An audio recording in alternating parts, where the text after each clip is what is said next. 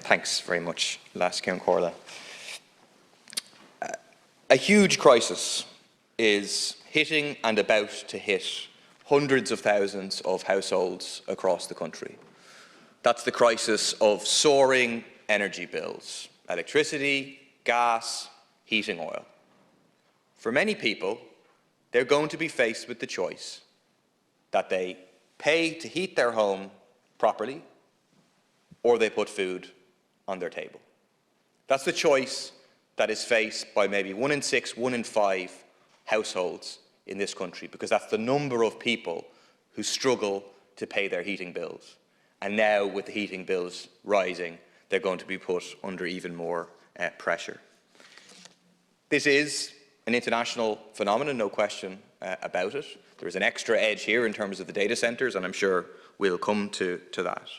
But other governments in Europe, far from being socialist governments, but under pressure from below, in Spain, in Italy, for example, have moved to take some action to defend some sections of their population from this increase in prices, to shield them from this increase, to shield them from that choice of buying food or heating their home.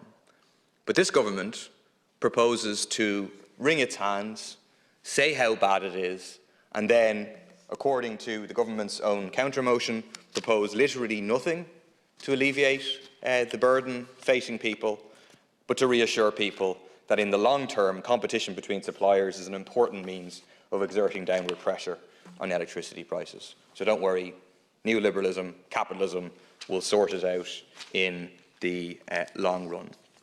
Energia recently announced their third price increase of the year. In total, they have increased electricity prices by 45% and gas prices by 42% in the last 12 months. That's over €800 for the average household. Other companies have done something similar. And what is the government planning to do about it?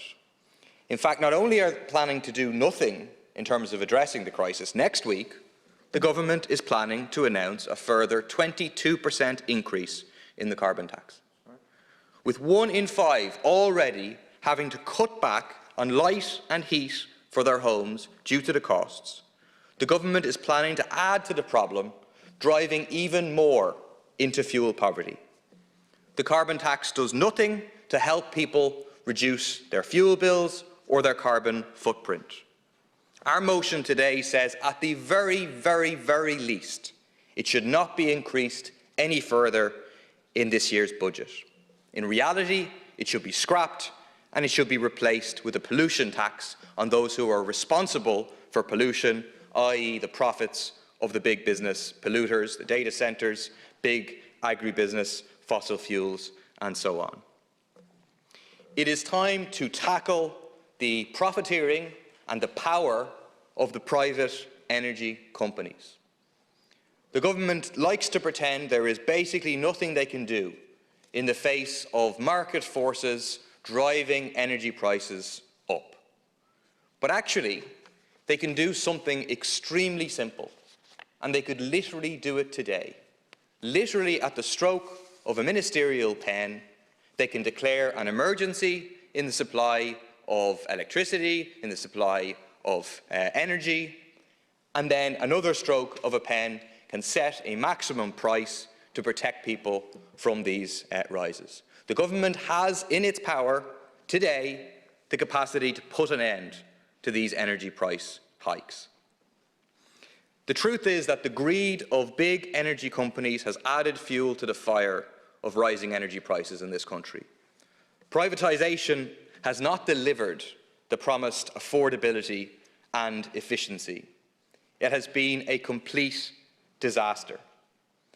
Energy prices in Ireland were already 23% above the EU average prior to this crisis. Across the globe, we see that energy price hikes are highest in states with privatised networks. Investment in improving services and switching to renewables have not happened. Instead, we've had bloated marketing and managerial budgets, as well as large profit margins driving up prices.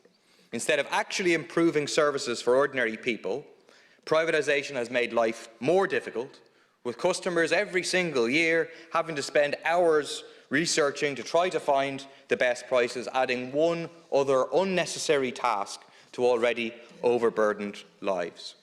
The privatisation experiment is a failure from the point of view of workers, from the point of view of ordinary householders, and crucially from the point of view of the environment.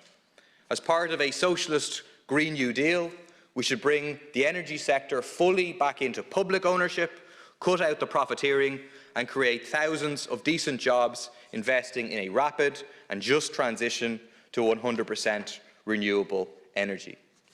Instead of that Green New Deal, this government is overseeing a dirty old industry. This year has seen the coal-fired Money Point station actually ramp up production. The Greens get into power and our use of coal, the dirtiest of fossil fuels, actually increased. It is one of the most environmentally destructive sites in the entire country. The fact that we are almost 1/4 of the way through this century and still reliant on coal energy plants is testament to the abysmal failure to invest in renewable energy production.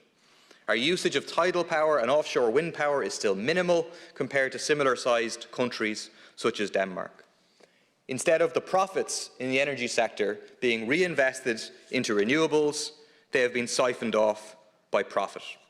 Public ownership of the energy sector would allow us to direct all resources to that just transition and shut the likes of Money Point for good. In relation to the fuel allowance, the government in its counter-motion simply references the current level. It's a payment of €28 per week for 28 weeks to over 370,000 low-income households, i.e. a majority of those who are going to be hard hit, who are going to be faced with difficult choices in energy prices, do not currently avail of fuel allowance, i.e. the level of fuel allowance is inadequate. Again, there's something very simple that can be done in relation to that, is to increase the fuel allowance by the level in which energy prices are rising, €15 a week, and extend eligibility to mean that all those who are suffering, all those precisely who are faced with that choice, have the ability to avail of the protection afforded by it. Obviously, a crucial reason that we are hit so hard by energy price rises is the very poor state of our housing stock in terms of very poor levels of energy efficiency. And the government's plan, and they haven't met their targets in their plans yet so far, are completely inadequate. We should be aiming to completely retrofit all of our public buildings and all public homes, all local authority approved housing body homes by 2030. Instead, the government's target was for retrofitting 2,400 social homes in 2021, out of a total stock of over 160,000. Again, retrofitting ordinary people's homes is a very good example of the kind of policies that make up an eco-socialist Green New Deal. Things that simultaneously improves people's lives for the better, while also tackling the environmental crisis. I just want to finish again on the point of privatisation, because I do find it's quite incredible that the bottom line point of the government's counter-motion is that competition between suppliers is an important means of exerting downward pressure on electricity prices, i.e. continue to let the market rip, and eventually that will help ordinary people. There is no evidence for that. I gave the example previously of the difference between European countries with privatised versus non-privatised markets and the difference in prices. Non-privatised is better. Look at the example of Ireland. The development of the ESB was an historic development, the nationalisation of 300 expensive, badly run, inefficient private and local authority undertakings. This is from an article by Sinead Mercier. It was described at the time by a newspaper as the first fruits of Bolshevism in the country, but it was enormously successful.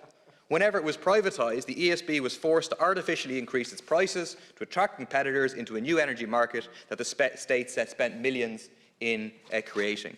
The exact same story is seen internationally, where, for example, in Australia, there was a study that found that price rises have been highest in states with privatised electricity markets. Continuing the reliance on markets, privatisation is a disaster, again, from the environment's point of view, from workers' point of view, and from ordinary householders' point of view.